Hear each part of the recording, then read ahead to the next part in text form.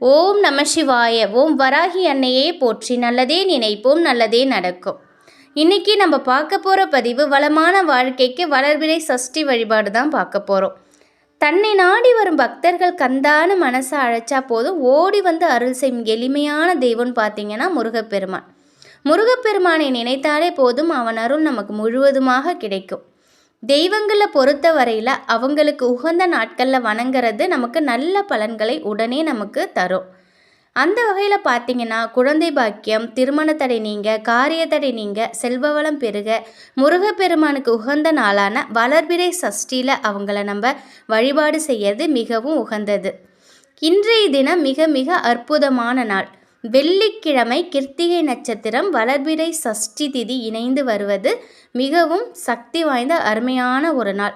இந்த அற்புதமான நாளில் முருகப்பெருமான நம்முடைய வீட்டில் எளிமையாக எப்படி வழிபட்டு அவங்களோட அருளை முழுமையாக பெறுவதுங்கிறத நம்ம பார்க்கலாம். விரதம் இருக்கிறவங்க காலையில் பிரம்ம முகூர்த்தத்தில் எழுந்து குளிச்சுட்டு பூஜை அறையில் ஒரு விளக்காவது நீங்கள் ஏற்றி வைங்க. இந்த வழிபாடை 7:30லேருந்து நீங்கள் 7:30க்குள்ளே நீங்கள் பிரம்ம முகூர்த்தத்துலேருந்து செஞ்சு முடிச்சிடலாம். அப்படி தவற விட்டிங்கன்னா மதியானம் 12லேருந்து 1:30க்குள்ளே செஞ்சிடுங்க. அப்படி இல்லைனாக்கா மாலையில் 6:30லேருந்து 8:30க்குள்ளே இந்த வழிபாட்டை வீட்டிலேயே நீங்கள் எளிமையாக செய்யலாம்.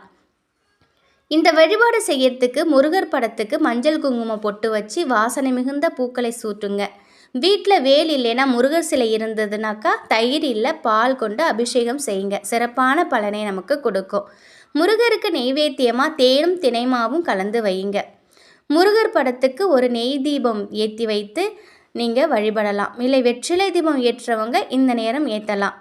இந்த தீபத்தை ஏற்றிட்டு வடக்கு பார்த்தவாறு நீங்கள் உட்காந்துக்கோங்க. தீபம் கிழக்கு நோக்கி எரியணும். ஓம் சரவண பவ இந்த மந்திரத்தை நீங்கள் 108 முறை மனசார சொல்லுங்கள். அதுக்கப்புறம் கற்பூர தீபதூப ஆராதனையெல்லாம் காட்டி உங்களோட பூஜையை நிறைவு செய்யுங்க. பக்கத்தில் உள்ள முருகர் கோயிலுக்கு போயிட்டு வாங்க. இது இன்னும் சிறப்பான பலனை உங்களுக்கு கொடுக்கும். இந்த தினத்தில் முருகனுக்கு எளிதான நைவேத்தியத்தையும் எளிமையான வழிபாடும் செய்தால் போதும் நம் துன்பங்கள் அனைத்தும் நீங்கி சகல விதமான நன்மைகளும் நமக்கு கிடைக்கும்.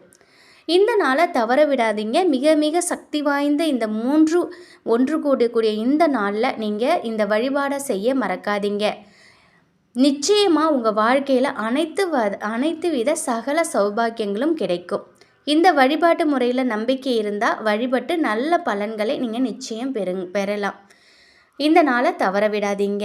இந்த தகவல் உங்களுக்கு பயனுள்ளதாக இருக்கும் அப்படின்னு நம்புகிறேன். வராகி அன்னையின் அருளோடு முருகப்பெருமானின் அருளோடு எப்பொழுதும் உங்கள் வீட்டில் செல்வ செழிப்பும் மகிழ்ச்சியும் ஆரோக்கியமும் நிலைத்திருக்கட்டும். நன்றி.